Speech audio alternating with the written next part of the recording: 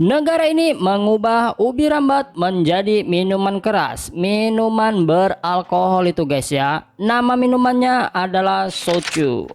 Ya, ini adalah negara Jepang.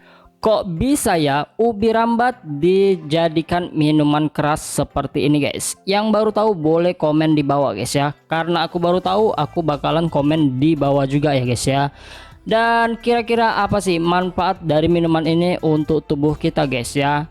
Oleh sebab itu, hari ini di sini kita akan bahas itu guys ya, tentang manfaat dan pengolahan dari ubi rambat ini hingga menjadi minuman keras itu guys. Yo, kita tahu sendiri guys ya, kalau ubi rambat itu juga ada di Indonesia guys. Kira-kira orang Indonesia bisa nggak sih guys merubah ubi rambat ini menjadi soju kayak yang ada di Jepang sana guys ya?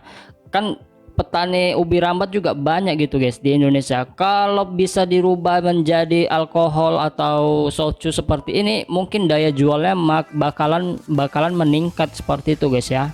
Tapi ya itu tadi ya guys ya, semua ada proses, semua ada prosedurnya guys ya. Jadi nggak asal-asalan dalam membuat dalam mengubah ubi rambat menjadi alkohol ini guys ya.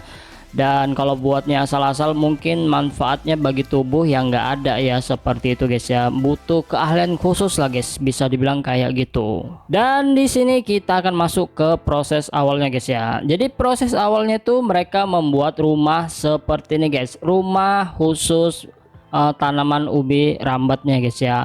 Di sini kita bisa lihat ubi rambatnya itu pada ditanemin dulu guys ya. Ubi rambatnya itu yang udah berkecambah ditanemin dulu guys, supaya menghasilkan bibit-bibit baru guys, seperti itu ya. Dan ini media tanahnya itu yang dipakai ya, tanah yang bergembur, tanah yang sedikit ada pasirnya kayak gitu guys. Kata mereka sih kalau ada tanah yang sedikit yang ada pasirnya kayak gitu, itu bakalan bagus banget untuk ubi rambatnya tumbuh itu guys. Seperti itu guys, bakalan tumbuh dengan baik ubi rambatnya kata mereka guys ya. Nah setelah tadi ditanam, mereka akan menunggunya sampai ini tumbuh namanya daun dan batangnya itu guys ya. Kalau batang dan daunnya seperti ini, mereka akan panen dan ini bakalan dijadikan bibit guys. Jadi kalau udah jadi bibit, mereka akan tanam ulang guys ya, ditanam ulang di media yang baru, seperti itu guys. Dan cara manen bibitnya ini nggak asal-asalan juga ya, jangan batangnya doang, tapi ada akarnya sedikit yang dipanen, yang diambil, seperti itu guys ya. Setelah itu bakalan ditancap-tancepin aja ke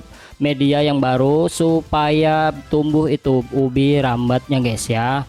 Dan ini memakan proses 3 bulan ya guys ya. Sekitar 3 bulan bakalan tumbuh itu namanya ubi rambatnya, lalu siap untuk dipanen sama mereka guys. Cara manennya tuh seperti ini ya guys ya. Daun-daunnya itu dipangkas dulu pakai mesin traktornya ini guys. Setelah itu ubi rambatnya dipanen juga menggunakan mesin kayak gini ya. Diambil-ambil semuanya satu-satu seperti itu, mesinnya tinggal keliling. Jadi semuanya serba otomatis guys ya, nggak manual lagi, nggak perlu bantuan orang-orang untuk metik satu persatu guys, atau ngambil ubinya satu persatu seperti itu ya guys. Nah kalau sudah dipanen kayak gini, bakalan dibawa langsung ke pabriknya guys ya. Kalau sudah sampai pabrik ya, ubi rambatnya ini dibersihkan dulu ya guys ya, dibersihkan dari tanah-tanah yang menempel, dan kulit-kulit arinya itu juga ikut dikerok-kerok guys ya.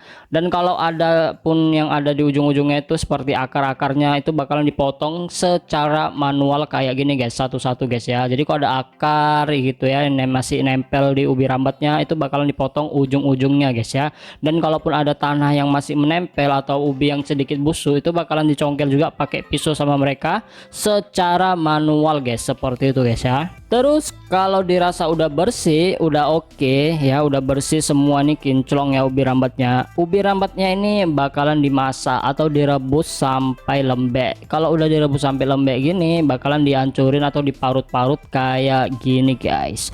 Dan kalau udah diparut, bakalan didiemin. Ini adalah proses fermentasi tahap awal ya guys ya. Nah jadi pembuatan soju ini guys melakukan namanya 2 tahap fermentasi guys ya. Fermentasinya ada 2 kali guys. Tahap awalnya kayak gini, dibiarin selama beberapa hari sampai enzimnya muncul. Setelah itu ditambahkan sedikit ragi kata mereka untuk mempercepat proses dari fermentasinya itu guys. Jadi dua fermentasi ini memiliki fungsi yang berbeda guys ya, dimana fermentasi yang pertama itu untuk memisahkan antara karbohidrat dengan gula, sedangkan fermentasi yang kedua itu akan menghasilkan alkohol guys ya.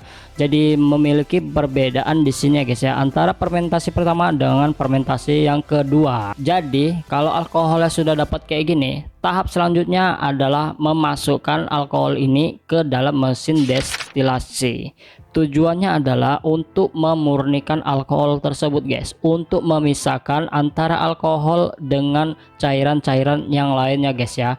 Supaya apa? Supaya yang didapat adalah alkohol yang benar-benar murni itu guys, seperti itu. Nah setelah alkoholnya dapat ini guys ya, itu bakalan ada namanya pemurnian lagi guys. Jadi alkoholnya tuh disuling terus guys, disuling-suling terus sampai benar-benar murni guys ya. Dan kalau sudah dapat yang benar-benar murni seperti ini, itu bakalan dikemas guys dan siap untuk diedarkan ke pasaran guys, seperti itu. Oke ya, jadi itu tadi adalah proses dari pembuatan alkohol dari ubi rambat guys. Kalau ada yang kurang boleh ditambahin ya guys ya. Dan kalau ada yang mau request tentang apa yang mau dibahas tentang pertanian, perkebunan dan perikanan, dan terserah informasi tentang peternakan, mungkin boleh ya, silakan juga komen di bawah ya guys ya. Oh ya, buat kalian yang suka dengan baju yang aku pakai, bisa langsung klik aja link di bawah sini, nanti aku masukkan linknya. Di situ kalian bisa beli, kalian bisa dapatkan baju sekeren ini, seoke ini dengan harga di bawah 100 ribuan aja guys ya. Sangat worth it ya bajunya guys ya. Ini baju bahan kemeja flanel katun ya guys ya. Terima kasih buat yang udah nonton, sampai jumpa di video aku yang selanjutnya guys.